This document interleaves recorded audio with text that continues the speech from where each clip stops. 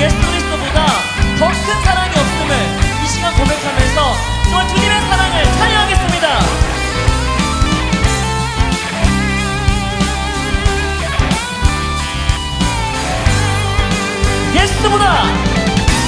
예수보다 더 큰 사랑 그 누구도 줄 수 없네. 우리에게 자유 주신 그 큰 사랑. 다시 한번 예수보다 더 큰 사랑 그 누구도 줄 수 없네.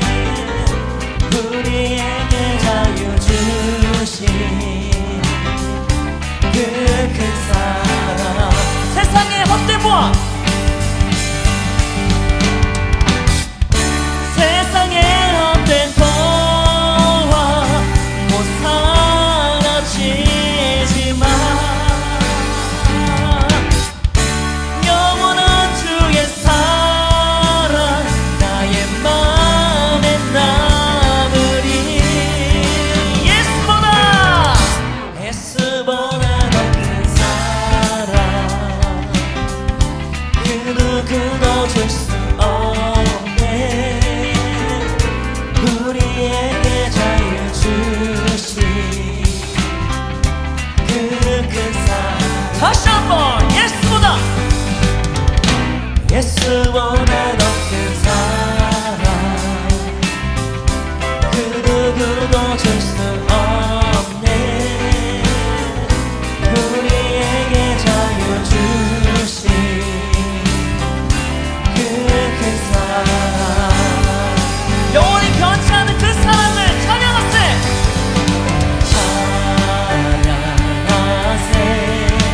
영원히 변치 않는 그 사랑. 위대한 그 사랑 내 죄 씻었네. 세상 모든 능력과 원세보다 강하신 영원한 이런 그 사랑을 찬양합니다. 할렐루야.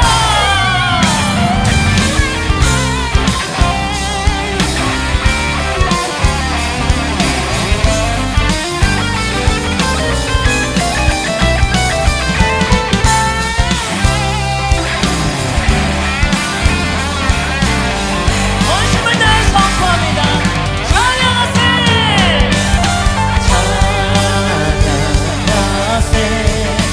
영원히 변치 않는 그 사랑. 위대한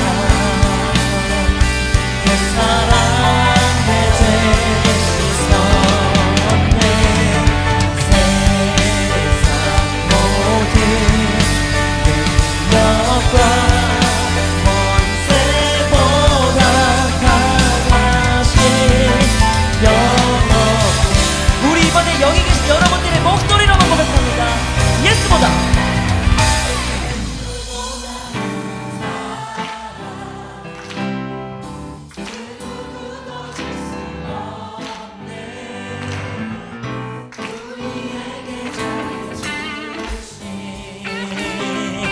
그 큰 사랑. 다같이 예수보다 더 큰 사랑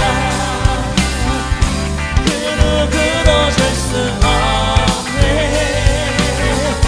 우리에게 자유 주신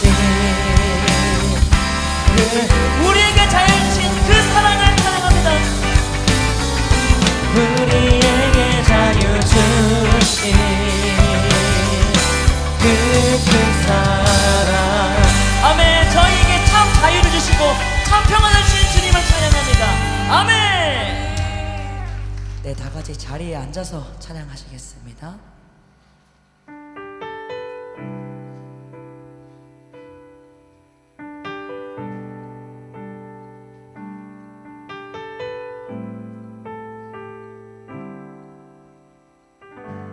주께서 다스리네. 주께서 다스리네 내 삶을. 주께서 다스리네 내 삶을. 주께서 일하시네 지금도. 주께서 일하시네 내 삶. 다시 한번 주께서 다스리네. 주께서 다스리네 내 삶을. 주께서 다스리네 내 삶을. 주께서 일하시네 지금도. 주께서 일하시네 내 삶. 주님만 의지해요. 주님만 의지해요. 주님만 의지해요. 주님만 의지해요. 예 주님. 주님만 의지해요. 주님만 의지해요. 주님만 의지해요. 예 주께서 다스리네. 주께서 다스리네 내 삶을. 주께서 다스리네 내 삶을. 주께서 일하시네 지금도. 주께서 일하시네 내 삶을. 주님만 의지해요. 주님만 의지해요.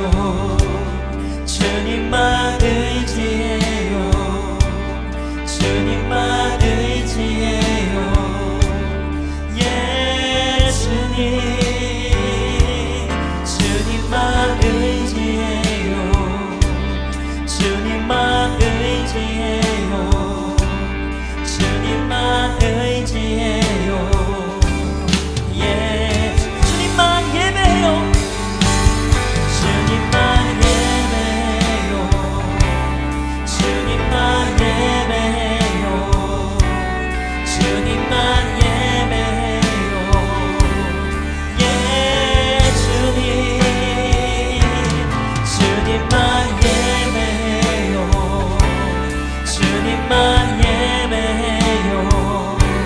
주님만 예배해요. 예 만물의 창조가자 되신 주님을 찬양합니다. 만물의 창조자 열방의 통치자 주께서 다스리십니다. 주 다스리시네. 주께 못했네.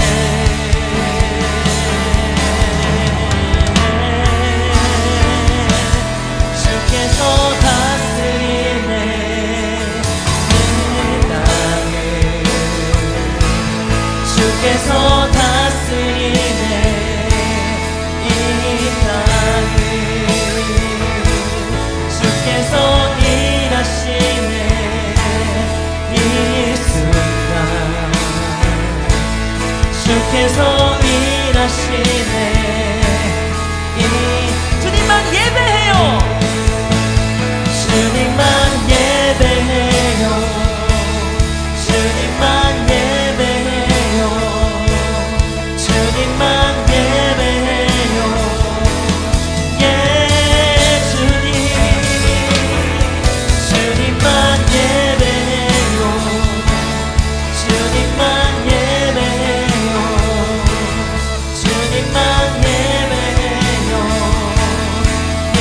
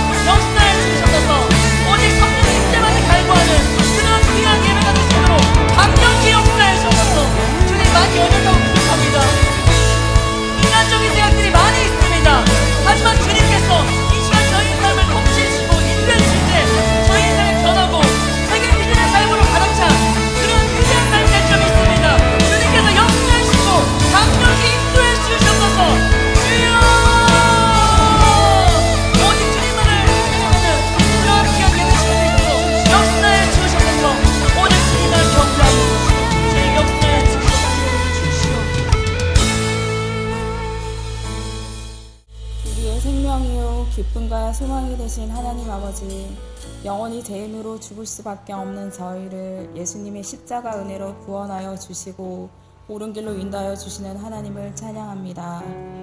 한 주간도 저희와 동행해 주시고 예배의 자리로 인도하심을 감사드립니다. 우리의 모든 연약함을 십자가 앞에 내려놓게 하시고 하나님의 은혜와 사랑으로 저희를 덮어주사 하나님의 음성을 듣는 귀한 시간 될 수 있도록 인도하여 주옵소서. 하나님이 뜻대로 산다고 하지만 주님의 뜻보다는 우리의 고집과 허물대로 육신의 편안함을 쫓아 주님의 뜻을 외면하고 불순종했던 저희의 죄를 고백하며 주님 앞에 나왔사오니 이 시간 주님의 보혈로 정결케 하여 주옵소서. 이 나라를 위해 기도합니다. 이 나라 대통령을 비롯한 위정자들이 공의로우신 하나님을 경외하며 분열이 아닌 화합의 길로 나아가게 하여 주옵소서. 정치적 이념과 세대의 갈등으로 나뉜 이 땅의 상처를 치유하여 주시고 우리가 세운 위정자들이 지혜를 모아 나라와 국민을 위해 주님의 뜻하심대로 하늘의 축복을 땅에서 이루는 지도자들이 되게 하여 주옵소서. 두 날개로 날아오르는 건강한 예일교회를 축복해 주시기 원합니다.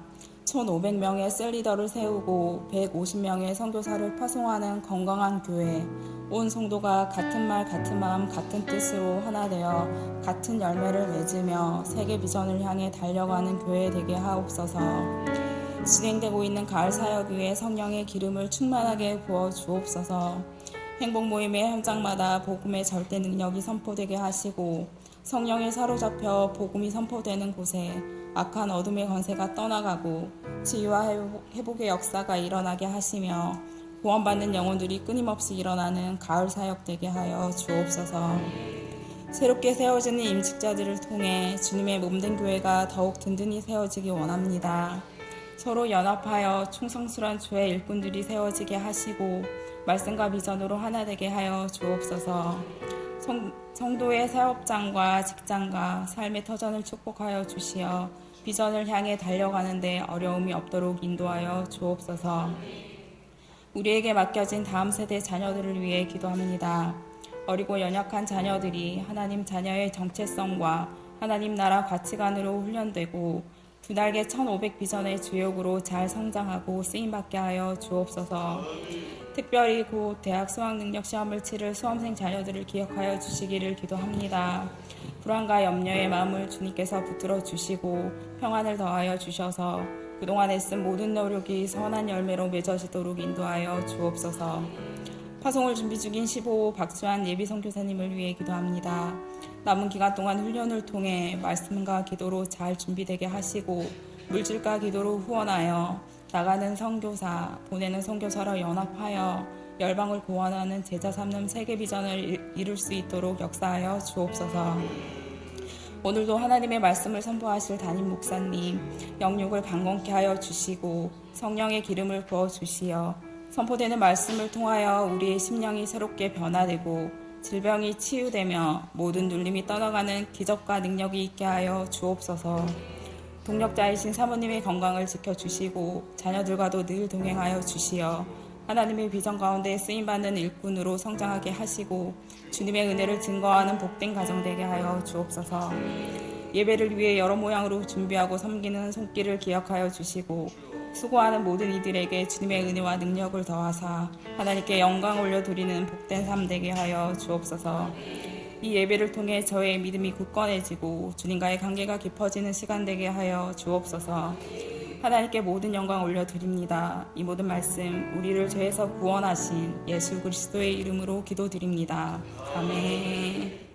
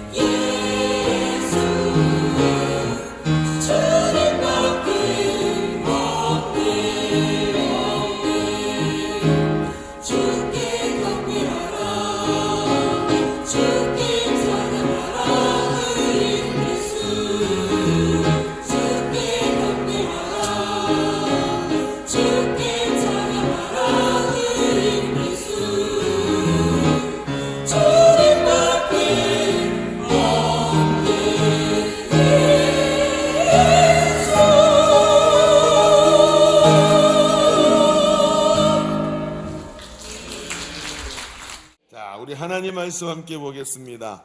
말씀은 여호수아서 4장 1절로 9절의 말씀입니다.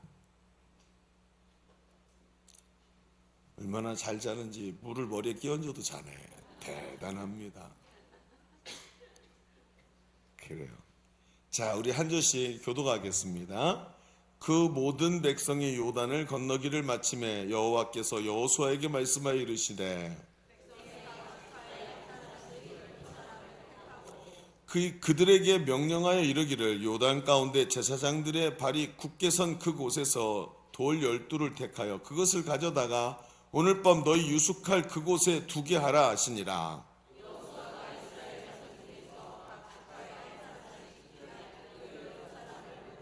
그들에게 이르되 요단 가운데로 들어가서 너희 하나님 여호와의 궤 앞으로 나가서 이스라엘 자손들의 지파 수대로 각기 돌 한 개씩 가져다가 어깨에 매라.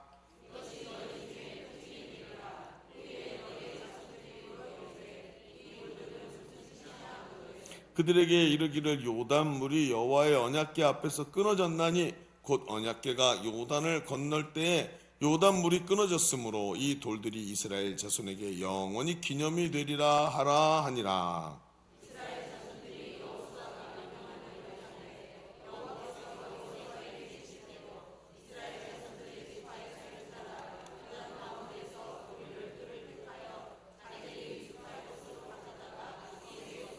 구절을 함께 봅니다. 여호수아가 또 요단 가운데 언약궤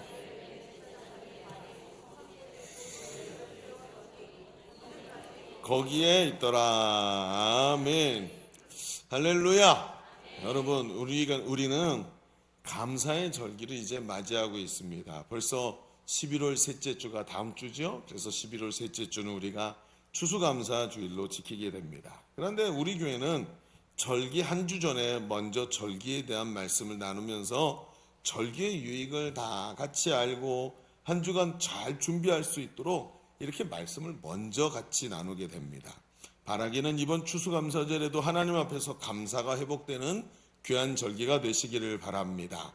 그런데 추수감사절이라고 말하면 어떤 분들은 그것이 성경의 3대 절기와는 좀 거리가 있다 이렇게 말씀하시는 분들이 있어요. 그래서 미국의 청교도들이 첫 수확을 얻고 하나님께 감사의 예배를 드린 것에서 출발하기 때문에 성경적 근거가 부족하다고 말씀하는 분들도 더러 있는 것을 봅니다. 그러나 그것은 하나만 알고 둘은 모르고 있는 것입니다. 성경은 그 날짜를 따지거나 그걸 중요하게 여기기보다도 그 의미가 무엇이냐를 우리가 붙잡기를 원하는 것이고, 그런 믿음으로 가는 것이 바로 개혁주의라는 거예요. 우리가 다음 주에 성찬 예식을 하게 되는데, 성찬 예식에서 떡과 포도주가 예수님의 살과 피입니까? 아니면 살과 피를 기념하는 것입니까? 기념하는 겁니다. 그것이 내 안에 살아있어야지, 이게 살과 피냐 이게 중요한 게 아닌 겁니다. 내 안에 살아있느냐가 중요한 거지. 그래서 추수감사절도 그게 그런 의미로 보셔야 되는 거죠. 여러분, 절기는 말입니다, 기본적으로 매해 같은 날에 같은 행동 또는 같은 의식을 반복하면서 그 의식이 보여주고 있는 어떤 의미를 반복해내면서 그것을 잊지 않고 되새기게 만들어 놓은 것입니다. 물론 추수감사절도 그 중에 하나입니다. 그렇다면 도대체 추수감사절은 뭘 반복해야 될까요? 목사님 말한 대로 미국의 그 청교도들의 전통에 의하면 칠면조를 먹어야 되는데 우린 칠면조 안 먹잖아요. 삼계탕이라도 먹어야 되나요? 도대체 뭘 반복해야 되느냐 말이죠. 우리가 이런 부분들이 약하면 이 감사의 의미를 자꾸 놓치게 되는 겁니다. 그래서 우리가 이 추수감사절을 통해 어떤 의미를 회복하고 하나님께서 어떤 의미를 잊지 않기를 바라시는 것일까, 여기다가 초점을 두고 이 절기를 보아야 되는 겁니다. 오늘도 절기의 의미를 새롭게 발견하고 절기를 통해서 하나님의 은혜를 깊이 누리는 시간 되시기를 바랍니다. 그래서 오늘 우리는 이 말씀의 주제를 감사로 잡고, 감사와 깊은 관계가 있는 시간이라는 것을 중심으로 이제 오늘 말씀을 펼쳐가 보려고 해요. 감사와 시간이 무슨 의미죠? 조금 말씀을 듣다 보면 이해가 되시리라 생각합니다. 그래서 오늘 첫째는 과거에 대한 감사를 말하고, 둘째는 미래에 대한 감사를 이야기하면서 오늘 이야기를 좀 같이 펼쳐가 보려고 합니다. 자, 주보를 펴보시면 주보 3면에 오늘 말씀의 제목이 뭐라고요? 감사의 기념비라고 써놓고 우리 이제 써봅시다. 거기 첫째 괄호에다가 과거를 보며 감사 써보십시오. 과거를 보며 감사. 그러면서 그 밑에 우리는 먼저 기념비를 세우게 하시는 이유를 알아야 한다라고 써보십시다. 우리는 먼저 기념비를 세우게 하시는 이유를 알아야 합니다. 과거를 보며 감사. 우리는 먼저 기념비를 세우게 하시는 이유를 알아야 한다 하는 얘기를 오늘 좀 펼쳐가 보시죠. 자, 아직도 오늘은 부흥회 끝났습니다. 부흥의 기분으로 이렇게 들으시면 안 되고, 오늘 부흥 강사님은 쓰지 마세요 막 이랬지만 저는 쓰세요 뭐 이렇게 얘기한다는 걸 기억하시면서 말씀을 들으시면 되겠습니다. 자, 오늘 우리에게 주신 말씀은 지난주에 주간에 있는 큐티 중에 있는 말씀으로 함께 우리가 묵상하고 큐티하신 여호수아서의 말씀입니다. 하나님은 여호수아에게 요단강을 건너라는 역사적인 명령을 하시지요. 이스라엘 백성은 제사장이 어깨에 맨 언약궤가 앞장서서 가면서 그 언약궤를 따라서 요단강에 가지요. 제사장들이 요단강에 발을 딱 담그니까, 언약궤를 어깨에 메고 담그니까 갑자기 그 요단강이 넘치는 시기였는데, 물이 콱콱 넘치게 꽉 찬 그 요단강이, 우리말로 하면 한강 고수부지까지 꽉 물이 차 있는 그 상태라는 거죠. 그런데 제사장들이 발을 딱 담그니까 갑자기 물이 떡 멈추기 시작하더니 저쪽에 벽이 돼서 물이 쌓이는 거예요. 댐처럼. 그렇게 되면서 물이 떡 끊어지는 거죠. 그래서 그 요단강 안에 법궤는 서 있고, 제사장들이 서 있는 동안에 백성들이 쭉 지나서 건너가게 됩니다. 마른 땅처럼 건너지요. 드디어 하나님께서 아브라함에게 말씀하셨던 그 땅에 다시 돌아오게 된 아주 역사적 순간인 것입니다. 수백 년에 걸친 하나님의 약속이 성취된 겁니다. 얼마나 감격스러운 일입니까?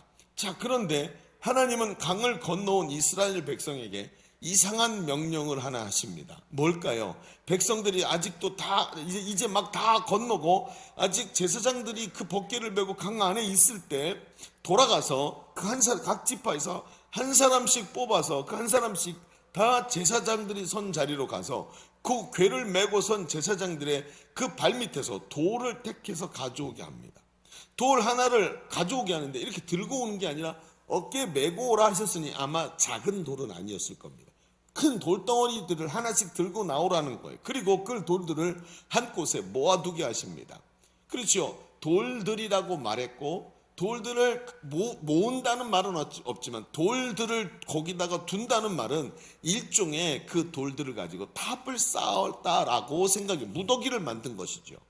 그런데 중요한 것은 이게 탑이냐 무더기냐 이런 게 아니라 왜 이렇게 하셨느냐가 중요한 것이죠. 오늘 성경에 그 이야기를 합니다. 6절과 7절을 한번 읽어볼까요? 자, 같이. 아까는 막 그냥 읽었지만 이제 정신을 차리고, 부흥회가 아니니까 정신을 차리고 읽어야 합니다. 자, 읽어봅시다. 시작. 이것이 너희 중에 표징이 되리라. 후일에 너희 자손들이 물어 이르되 이 돌들은 무슨 뜻이냐 하거든 그들에게 이르기를 요단물이 여호와의 언약궤 앞에서 끊어졌나니 곧 언약궤가 요단강을 건널 때 요단물이 끊어졌으므로 이 돌들이 이스라엘 자손에게 영원한 기념비 되리라 하니라. 아멘. 영원히 기념이 되리라 하라 하니라. 이런 말이 꼬입니다, 자꾸. 자, 그런데 오늘 말씀을 보니까 그렇습니다. 여러분, 여기 하나님께서 돌들을 모아두게 하신 이유가 나타나 있죠. 그것은 바로 기념비를 세우는 목적이었다는 거예요. 즉 요단을 건너게 하신 하나님의 은혜를 잊지 않게 한다는 것이죠. 여러분, 가끔 여행을 하다 보면 어떤 유적지나 어떤 기념관이나 그냥 기념비 같은 것을 볼 때가 있죠. 사람들은 보통 그걸 지나가면서 뭐 한자로 이렇게 써 있는 걸 보고 뭐 그런가 보다 하고 이렇게 지나가죠. 보통 많은 돈을 들여서 왜 이렇게 넓은 땅에다가 뭐 기념관 같은 걸 지어놓고 사람들은 오지 않아서 막 내부가 다 낡아 있고 이런 것들을 왜 지어놓지 하면서 생각할 때가 있습니다. 그런데 그건 기념관과 기념비의 의미를 잘 몰라서 그런 것입니다. 저희가 이제 목사 후보생 때나 이럴 때 보면 목사 후보생 교육을 합니다, 노회에서. 근데 후보생 교육을 할 때 저희 노회는 특징이 뭐냐면 여행을 가요. 그래서 여행을 가는구나, 선배 목사님들하고 친해지려고 여행을 가는구나. 그럼 가는데 뭘 멀리 가거나 그냥 강원도 가고 뭐 저 서산 같은 데 가고 그러는 거예요. 근데 가보면 뭐가 있습니까? 뭐 서산이나 이런 데 가면은 해수욕장 이런 데 가고, 강화도 가면은 뭐 이렇게 저 강화도에 유명한 게 뭐예요? 인삼 뭐 이런 거, 그렇죠? 그런데 전혀 안 가요. 여행을 갔는데 아무것도 없는 데로 데려가는 거예요. 그래서 여기서 뭐 하나 그랬더니 거기에 아무도 찾지 않는 비석이 하나 있는 거예요. 비석이. 그리고 그 서산에 가잖아요. 첫 번째 성경 도래지가 있어요. 거기 가면 그 비석이 이렇게 세워져 있는데 비석이 보이지도 않아요. 여러분 나중에 보면 앞에 그물 같은 거 막 쌓아놓고 뒤에 어구들 이렇게 쌓아놓고 그 사이에 들어있었고 그걸 제끼고 봐야 돼요. 그래서 도대체 이걸 뭘 볼 게 있다고 왔나 하고 보면 그게 그래요? 뭐 희한한 소리를 저기 누가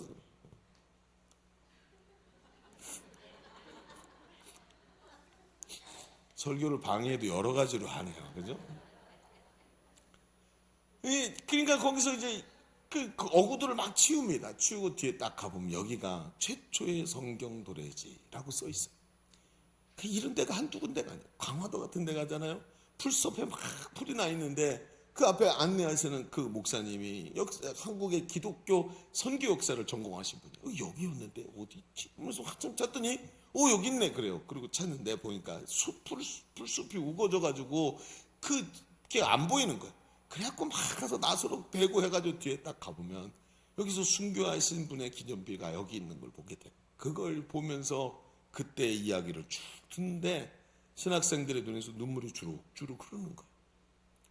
얼마나 감격이 되는지, 그분의 하나님을 향한 사랑과 그 열정에 감격이 돼서 내가 너무나 보잘것없는 존재를 하나님이 주의 종이라고 불러주신 게 감격이 돼가지고 그 은혜를 회복하는 거예요. 거기서 그 풀숲에 앉아서 기도하고 하면서 그 여행을 합니다. 그러니 유명한 관광지 하나 가지 않는데 그 기념비 하나 때문에 거기서 일어났던 하나님의 은혜를 기억하는 것 때문에 얼마나 그 자리가 은혜의 자리가 되는지 몰라요.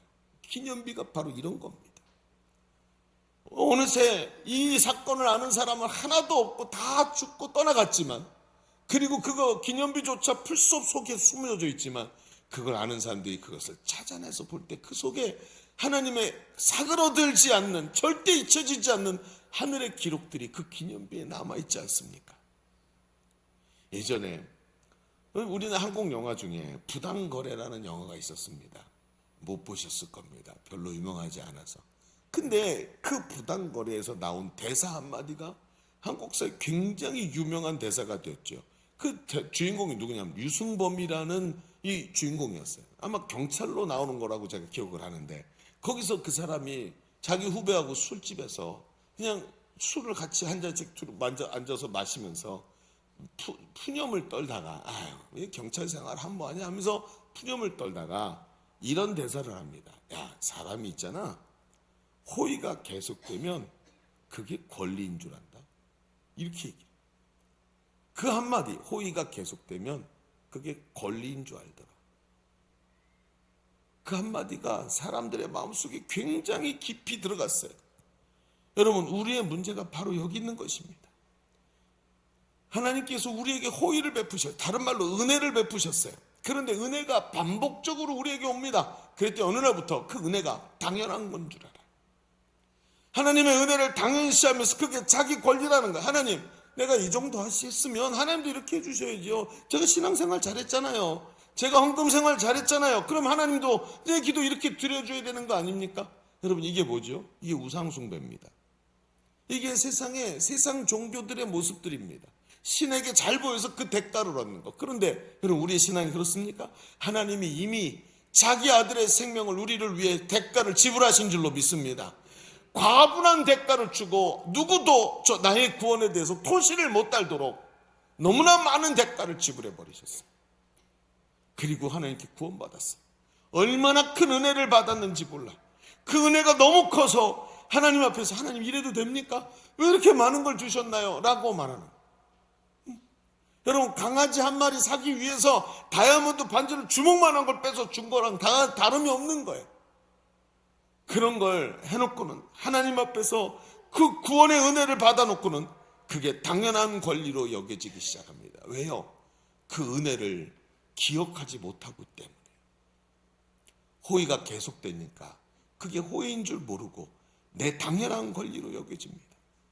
하나님은, 하나님의 백성이, 하나님께서 즉 하나님의 백성인 우리가 나를 사랑하셔서 베푸신 하나님의 은혜를 당연한 자기 권리로 알기를 하나님이 원하시지를 않습니다. 그거보다 더 큰 문제가 어디 있겠습니까?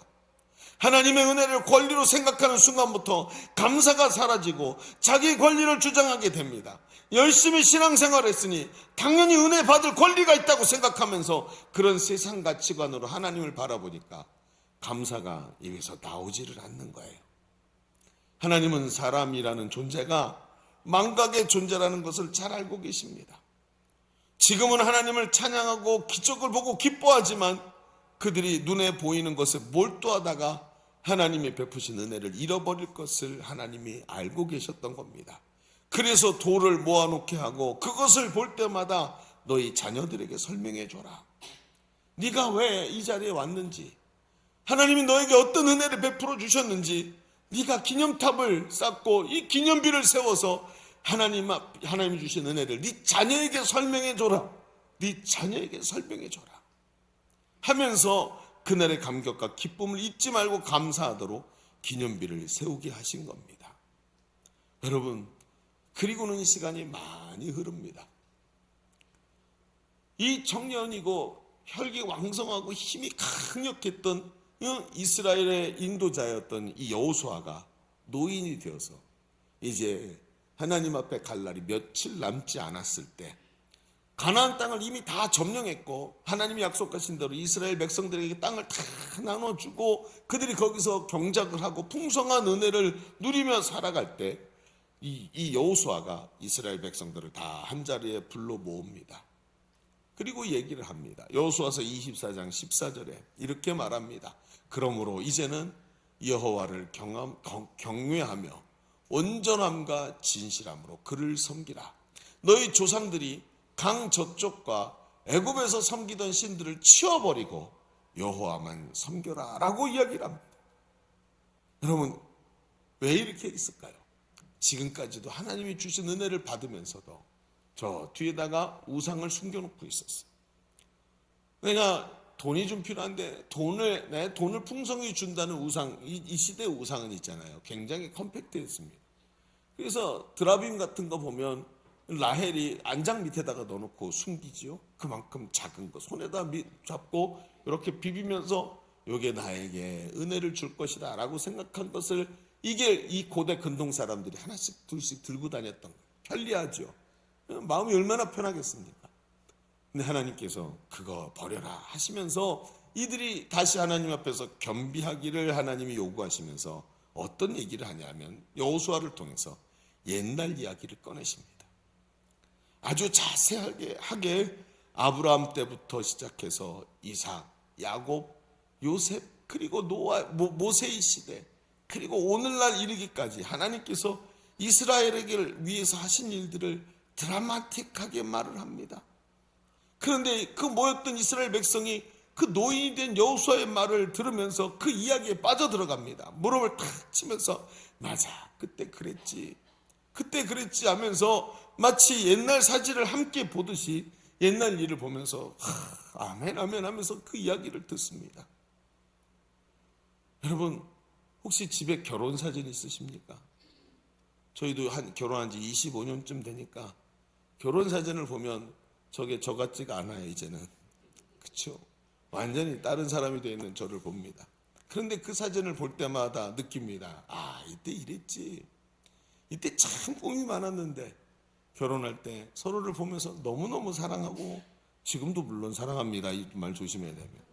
지금도 물론 사랑하지만 너무너무 사랑하는 마음이 가득했고 용기가 있었고 힘이 있었는데, 그 모습에 사진에 있는 나와 제 아내의 모습이 얼마나 아름다운지 그 모습이 너무 좋아서 넋을 놓고 사진을 들여다볼 때가 있었습니다.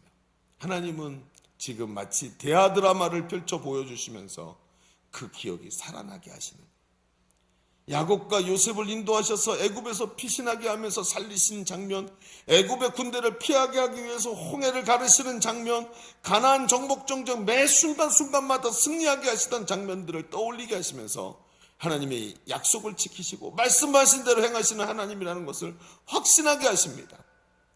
우리는 이걸 보고 뭐라고 말하는지 아십니까? 이걸 보고, 서로 이 이야기를 나누는 걸 보고 간증이라고 다 말합니다.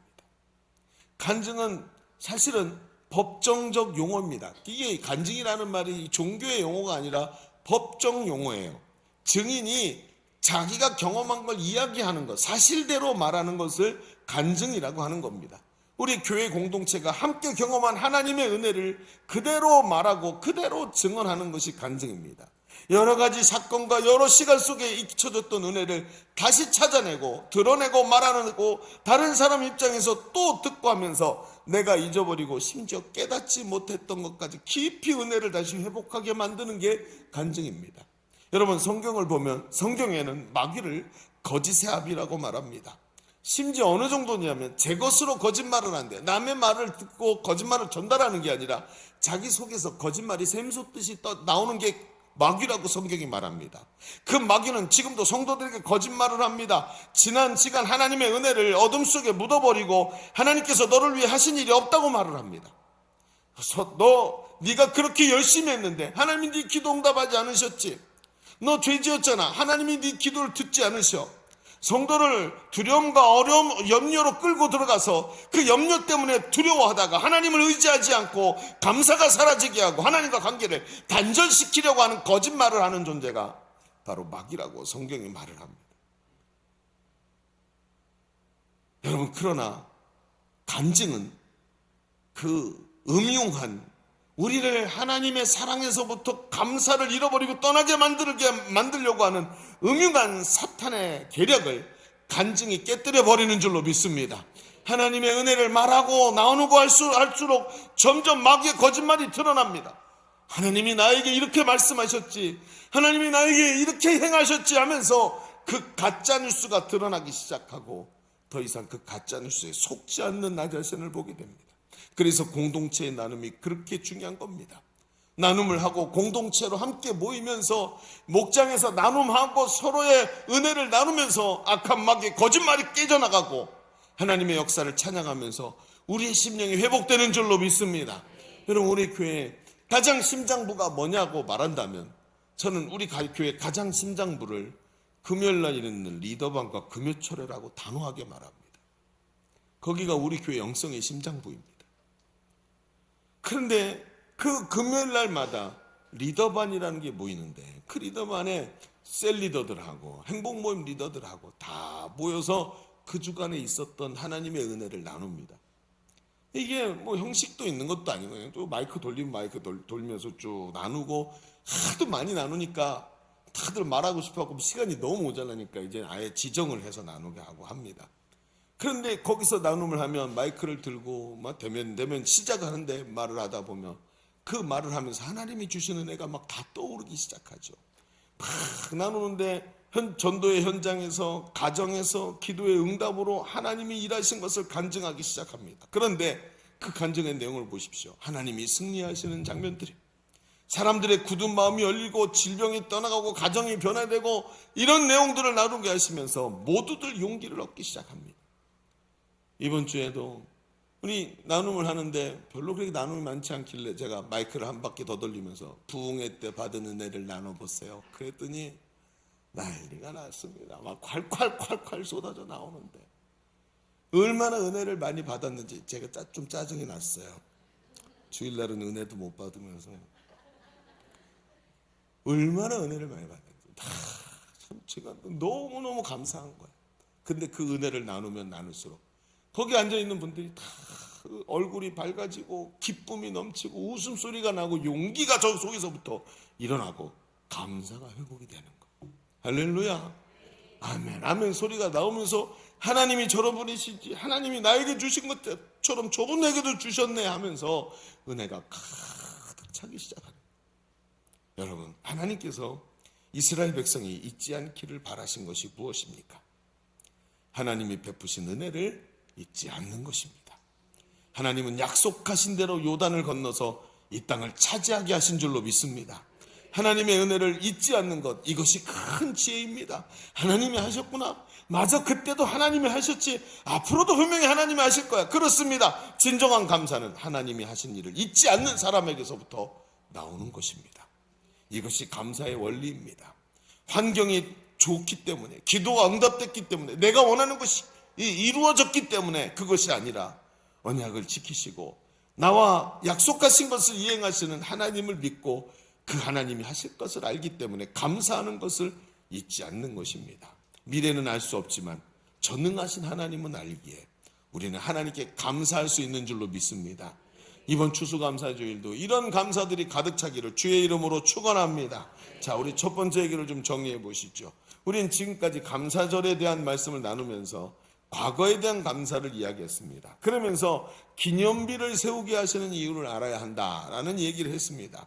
하나님께서 베푸신 은혜를 잃어버리는 우리는 감사의 기념비를 세우고 감사를 잊지 않기를 하나님이 원하시는 거예요. 하나님이 세우신 절기가 바로 이 추수감사절이 기념비가 되어야 할 줄로 믿습니다. 여러분은 그 기념비에 뭐라고 쓰시겠습니까?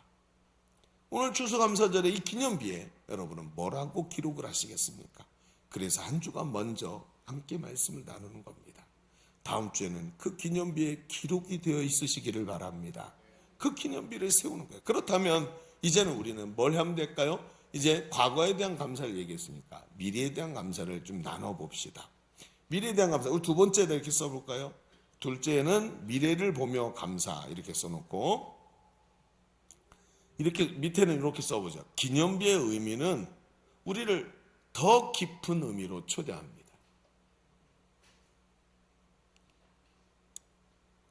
기념비의 의미는 우리를 더 깊은 의미로 끌고 들어간다는 거예요.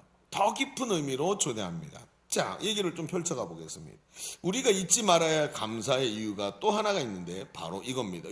바로 이 요단강을 건너게 하시는 장면이 오늘 우리에게도 해당이 되더라. 우리 속에도 일어나더라는 거예요. 여러분, 여호수아가 요단강을 건너 약속하신 가나안 땅에 들어가 그 가나안 땅을 차지하게 하시는 은혜는 오늘 이 땅에서만, 우리 눈앞에서만 일어나는 일이 아니라는 겁니다. 여러 가지 의미가 되는데, 자, 중요한 건 이겁니다. 오늘 구약에 보면 지금 우리가 본 게 여호수아 얘기죠. 다 아시는 분은 다 아시지만 여호수아는 히브리어로 예호수아라고 이제 말을 합니다. 예호수아. 그러니까 이 히브리어 발음이 우리가 쓰는 말하고 조금 다르죠. 그런데 신약 성경에는 이게 아람어로 쓰여졌어요. 신약 성경이. 그래서 우리 히브리어 헬라어로 쓰여졌을 거라고 생각하지만 사실은 예수님은 아람어를 쓰셨고 쓰여지기는 헬라어로 쓰여졌죠. 그런데 이 헬라어 발음에서 예수님을 뭐라고 그러냐면 예슈아라고 표현을 합니다. 그러면 발음이 거의 비슷하죠. 히브리어와 헬라어의 차이를 넘어가면 거기 뭐가 되냐면 그게 두 개가 이름이 같은 이름이에요. 그래 전통적으로 오랜 이 전통적인 신학 계열에서 이 여호수아를 바로 예수님의 예표로 보는 견해들이 강력합니다. 그러니까 우리가 그걸 믿고 있다는 거예요.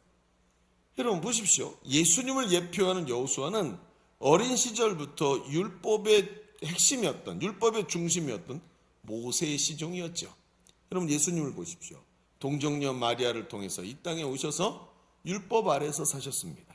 그리고 그분은 율법을 폐하신 분이 아니라 율법을 완성시키신 분인 줄로 믿습니다. 여호수아와 예수님이 같은 모양새예요. 그렇죠? 모세의 법을 따르고 순종했지만 여호수아는 이제 지도자가 돼서 이 백성을 약속의 땅으로 인도하는 대장이 되었습니다. 존재가 되었어요. 여러분 예수님 보십시오. 율법을 따르시는 분이었지만 율법을 완성하시고 그리고 예수 그리스도를 따르는 자마다 약속의 후사가 되어서 아브라함의 축복을 누리고 하나님 나라를 여러분 유산으로 물려받게 하신 줄로 믿습니다. 그게 바로 예수님 아니십니까? 그분이 바로 동일하게 하나님은 여호수아가 예표하는 예수 그리스도를 통해서 우리에게 약속하신 하나님 나라를 우리에게 주실 분이라는 거예요. 예수를 따라 요단강을 건너고 결국 저 영적 싸움에서 승리해서 하나님 나라에 들어가고 면류관 받아 하나님 나라의 상속자가 될 줄로 믿습니다. 누가? 예수님이. 그리고 누가? 예수 그리스도 안에 있는 우리가. 할렐루야. 이게 복음이 아닙니까? 우리가 받을 수 없는 것을 우리가 받아 누리게 해주신 분 예수님. 그래서 우리가 예수 그리스도 안에 있어야 되고 그분의 소유가 되어야 되니까 그분의 핏값으로 사신 바가 되어야 돼요. 그 핏값으로 나를 사셨구나. 그리고 나를 노예에서 해방시켜 주셨구나를 믿는 것. 그 핏값을 믿는 것. 그게 믿음이라는. 그 믿음으로 구원받게 하셔서 누구나 믿고 구원 얻게 하시는 은혜를 오늘 우리가 덧입었다는 거예요. 그리고 하나님 나라를 기업으로 즉 유산으로 물려받게 하셨다. 이 땅에서 예수 믿고 복을 누리다가 그게 다가 아니라 하나님 나라에서 누리게 될 복이 예수 그리스도 안에 있다는 것을 우리에게 보여주는 것입니다. 이것이 바로 미래를 보면서 하나님께 감사할 수 있는 이유예요. 이것이 우리가 진정한 감사를 올려드리게 되는 강력한 이유인 것입니다. 근데 여기서 우리가 한 가지를 빼먹어서는 안 되는 게 있는데 그게 바로 뭐냐면 바로 절기라는 말이에요. 하나님께서는 이스라엘에게 3대 절기를 주셨죠. 잘 알고 계실 겁니다. 그 절기가 맥추절이고 두 번째가 무교절이고 바로 유월절이라고 말하죠. 세 번째가 수장절입니다. 이스라엘은 추수의 시기가 굉장히 깁니다. 이 맥추절이라는 게 초실절 끝자락에 붙은 것인데 이 초실절의 첫 열매를 거두고 맥추절을 지나 유월절을 지나 수장절로 가게 돼 있어요. 근데 그 기간 동안에 첫째는 밀을 처음에는 이 적은 것을 수확하고 그 다음에 뭘 수확하고 그 다음에 뭘 수확하고 시기가 지나서 맨 마지막에 대추수의 시기가 옵니다. 그래서 모든 것을 한꺼번에 딱 거두어서 다 추수해서 창고에 저장하는 거예요. 그래서 추수해서 저장한 이후에 하나님께 추수의 감사를 올려드리는 게 수장절이에요. 그러니까 이게 추수감사절과 수장절의 의미가 같지요. 그런데 가만히 생각해 보세요. 이 초실절이라는 게 가만히 보면 이 땅에 들어와서 하나님이 아무것도 없던 우리 유랑하는 이 떠돌이 같은 우리에게 약속하신 땅을 주셔서 여기서 처음 열매를 거뒀어요.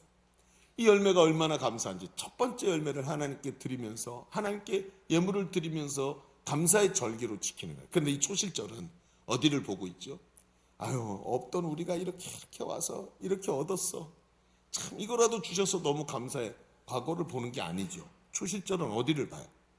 지금은 적지만 이 추수를 쭉 하면서 마지막에 어디를 바라보고 있어요? 수장절을 바라보고 있는 거예요. 그래서 초실절은 과거의 의미를 가지고 있지 않고 미래를 바라보게 돼 있어요. 여러분 가만히 생각해 보십시오. 이게 얼마나 큰 의미를 가지고 있는지. 우리의 믿음이, 여기 초실절의 믿음이 바로 결국은 이 초실절을 지나서 어느 날 하나님께서 이 어마어마한 추수를 이루는 그날을 보게 하실 것이고 창고에 거둬들이고 우리가 하나님께 영광을 올려드릴 것이다 라고 하기 때문에 오늘의 작은 것에도 감사할 수 있는 거예요. 여러분, 그날이 언제지요?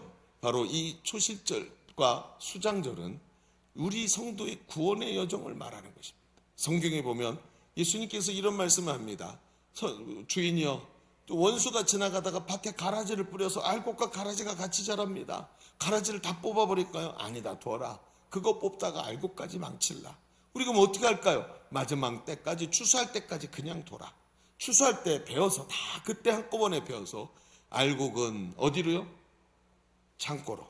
가라지는 어디로요? 아궁이로 집어넣어. 그날이 추수하는 그날이 언제요? 대추수의 날? 마지막 추수의 날? 그게 바로 종말이라고 성경이 말해요. 주님이 오셔서 세상을 심판하시는 날. 그날 우리가 수장절 마치 대추수의 날처럼 하는 그리스도 예수 안에 있던 우리를 하나님께서 추수의 저 천국에 창고에 넣는 것처럼 천국에 들어가게 하시고 면류관 주시고 은혜 주시는 그날, 우리의 원수들은, 사탄 마귀는 아궁이로 들어가는 날이 반드시 온다는 거예요. 여러분 믿으십니까? 반드시 그날이 옵니다. 이날 하나님은 자기 백성을 축복하십니다. 그래서 이 땅에서 수장절, 즉 추수감사는 단순한 내 손에 들려있는 감사가 아니라 저 수장절을 바라보고 있는 감사. 과거를 바라보면서 하나님 이렇게 은혜 주셔서 감사해요. 이게 추수감사절이라 그랬죠. 기념비라고. 그런데 이 기념비는 과거만 써 있는 게 아니라 뭐가 써 있어요? 앞으로 주실 저 천국을 바라보는 소망이 써 있는 거예요. 내가 예수 그리스도 안에 있습니다. 주님이 그것을 주실 것을 알기에 내가 오늘도 내 손에 들린 것이 없다 할지라도 하나님 그 영광스러운 하나님 나라를 바라보며 유산으로 주실 그것을 보면서 그리스도 예수 안에서 내가 주님께 감사를 드리며 기념비를 세웁니다 하고 주님께 드릴 수 있는 것이 이 추수감사절의 진정한 감사인 거예요. 여러분은 어떠십니까? 여러분의 기념비에는 여러분 무엇을 쓰기를 원하십니까?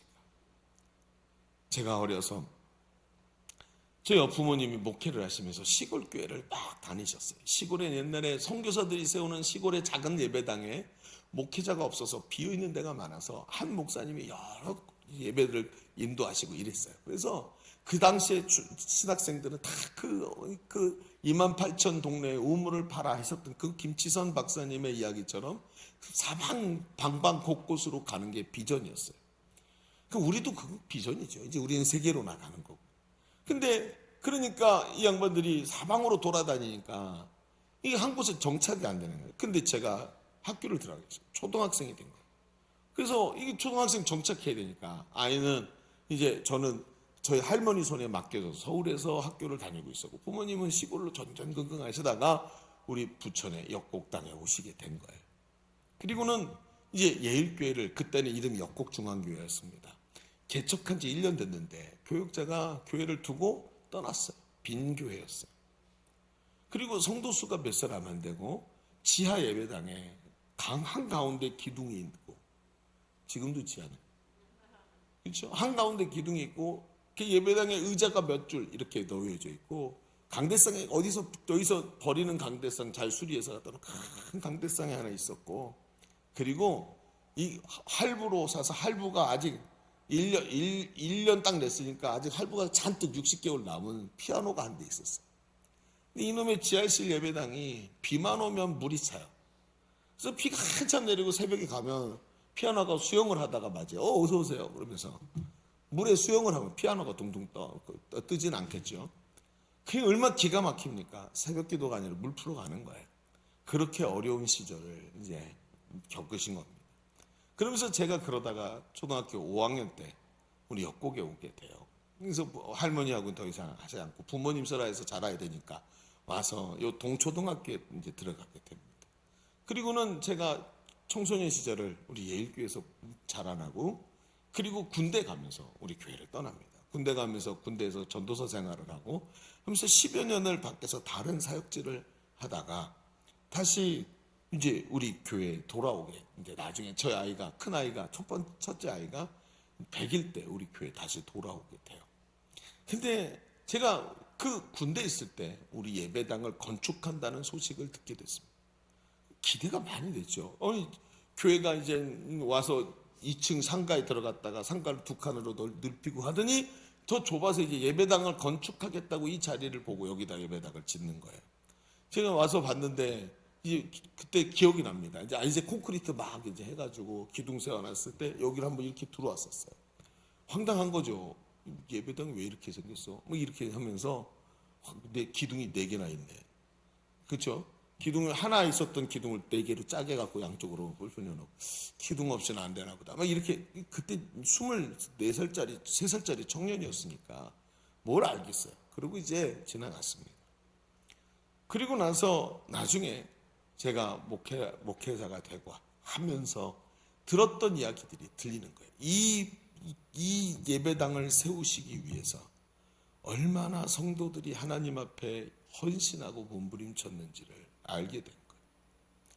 하나하나 듣는데 어떤 분들은 집을 팔아서 하나님께 헌신하고, 어떤 분들은 가지고 있는 통장을 허물고, 어떤 분들은 그렇게 하면서 자신의 것을 하나님께 드리는 거예요. 이게 정신 나간 거죠. 세상 사람들 입장에서 보기에 사이비 종교에 속았구나 이런 모습으로 보일 정도로 이렇게 한 거예요. 그런데 기가 막힌 게 뭐냐면 전임자이신 원로 목사님 네 분이 평생 가난하게 사시다가 처음 분양받은 저 중동 신도시의 아파트를 팔아서 몽땅 팔거든요. 여러분 만약에 집을 팔아서 하나님께 헌신하는 사람들은 집을 팔고 전세로 내리거나 월세로 내리거나 그 차액을 하나님께 드려요. 그런데 이 양반은 그냥 다 드려버렸어요.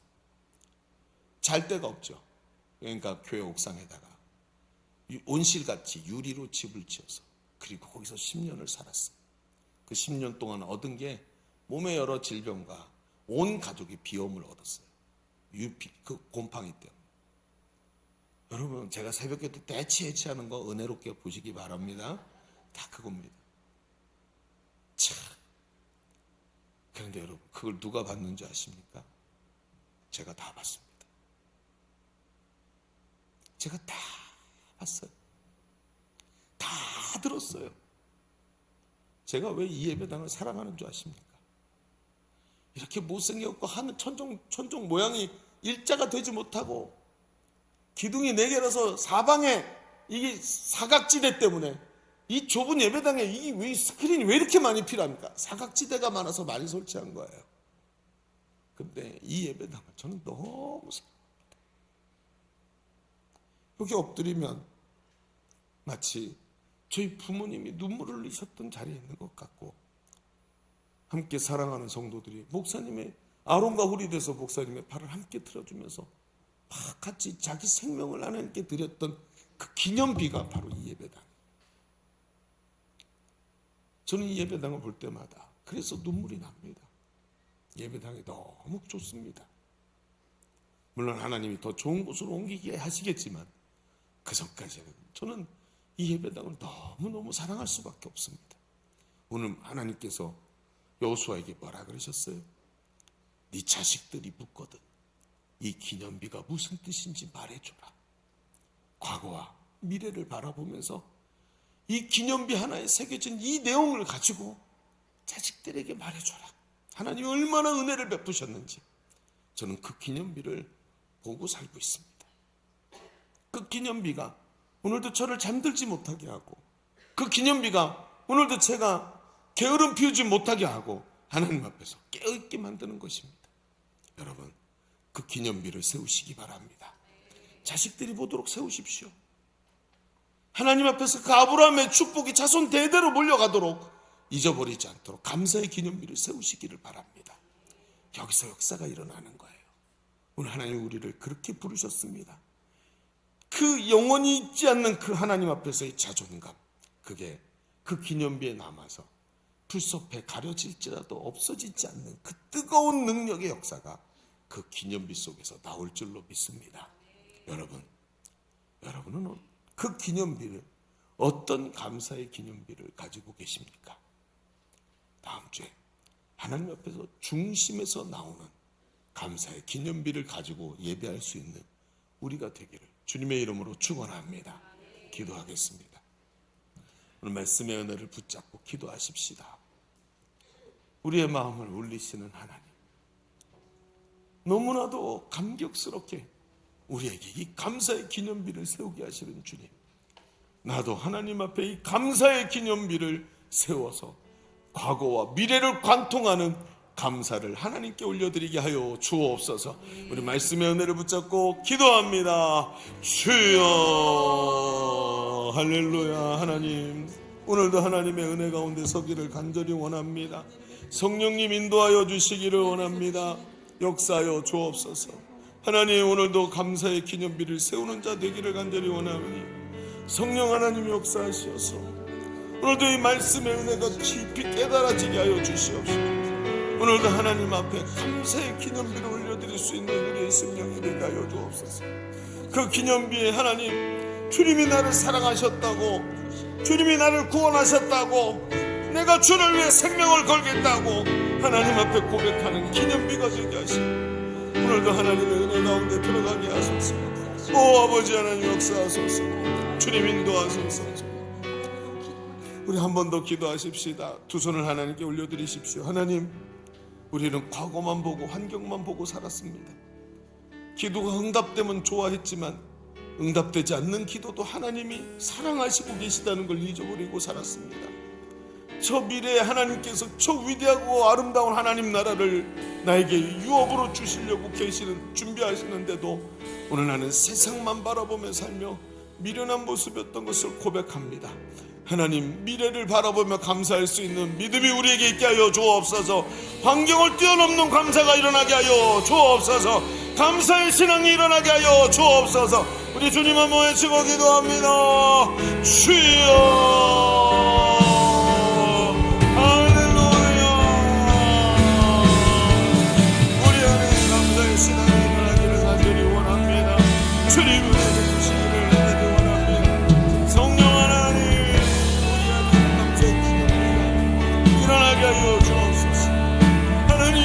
역사하여 주옵소서. 오 할렐루야. 하나님 앞에 드린 것을 기억하시고 아버지, 나도 기념비를 세워 하나님 앞에 감사를 잃어버리지 아니하도록 하나님 앞에 기념비를 세우게 하소서. 감사의 기념비를 세우게 하여 주옵소서. 오늘도 하나님 주신 것을 하나님께 올려드립니다.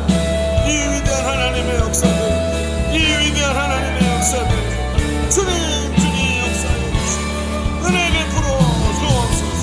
할렐루야.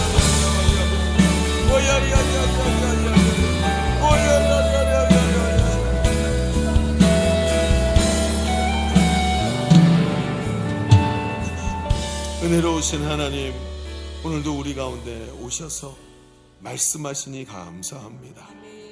감사를 잃어버리고 원망하며 살았던 것을 회개하오니 오늘 우리를 고쳐주시고 새롭게 하여 주옵소서. 감사의 기념비를 세워 자손대대로 하나님 앞에서 이 감사를 잃어버리지 않는 믿음의 사람 되게 하여 주옵소서. 감사드리며 예수님의 이름으로 기도하옵나이다. 아멘. 우리 하나님께 영광을 올려드립니다. 아멘. 할렐루야. 우리 이 시간 찬송하면서 준비하신 예물을 우리 하나님께 올려드리겠습니다.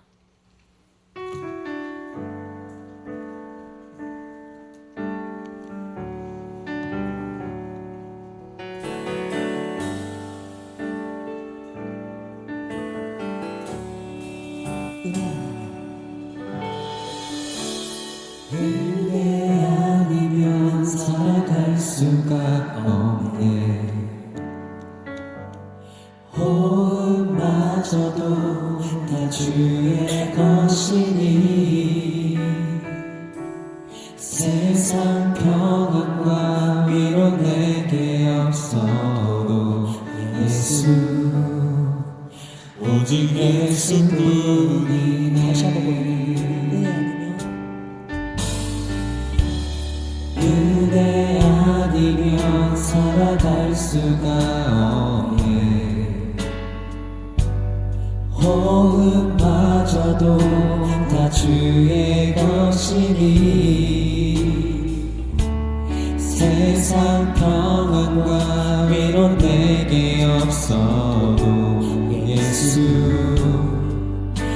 오직 예수뿐이네.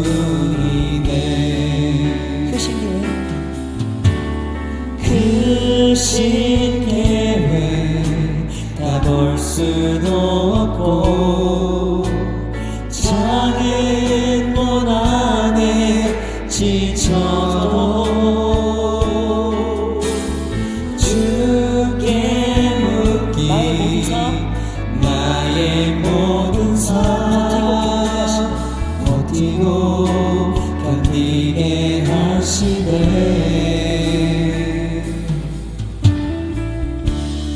그대 아니면 살아갈 수가 없네.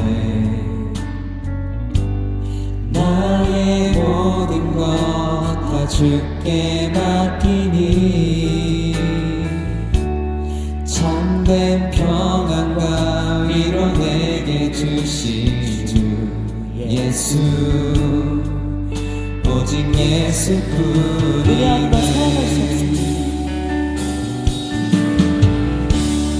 그대 아니면 살아갈 수가 없네. 저희의 호흡마저도 주님의 호흡마저도 다 주의 것이니 세상 평안과 위로 내게 없어도 예수 오직 예수뿐이네. 크신 계획 크신 계획 다 볼 수도 없고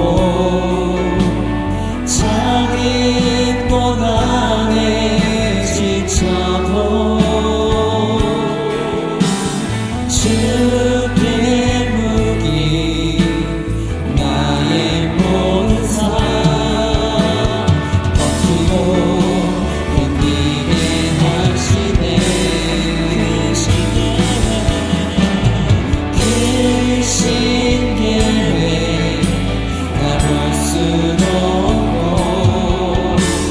작은 곳 안에 지쳐도 주께 묻기 나의 모든 삶 버티고 견디게 하시네. 그대 아니면 살아갈 수가 그대 아니면 살아갈 수가 없네. 나의 모든 것 다 주께 맡기니 참된 평안과 위로 내게 주신 주 예수 오직 예수뿐이네. 오직 예수 오직 예수뿐이네. 오직 주님만을 찬양합니다.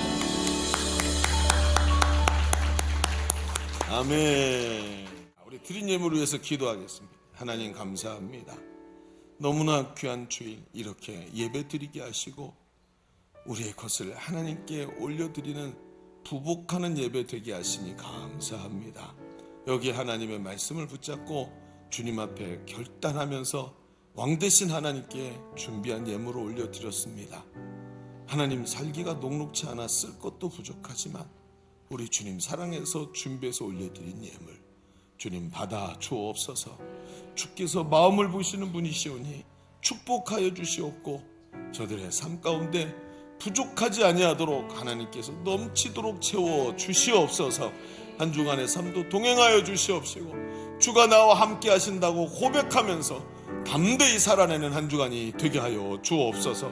하나님께 영광이 되기를 간절히 원하며 이제는 우리 구주 예수 그리스도의 은혜와 아버지 하나님의 지극하신 사랑하심과 성령님이 우리 가운데 내주하시고 교통하시는 은혜가 오늘 모여 하나님께 예배하는 사랑하는 주의 자녀들 머리머리 위에 우리의 가정과 삶의 현장 위에 사랑하는 자들 머리머리 위에 주님께서 피값으로 사신 주의 몸된 교회 위에 이 나라의 민족 위에 열방의 선교사들 위에 이제로부터 영원토록 함께 계실지어다. 아멘.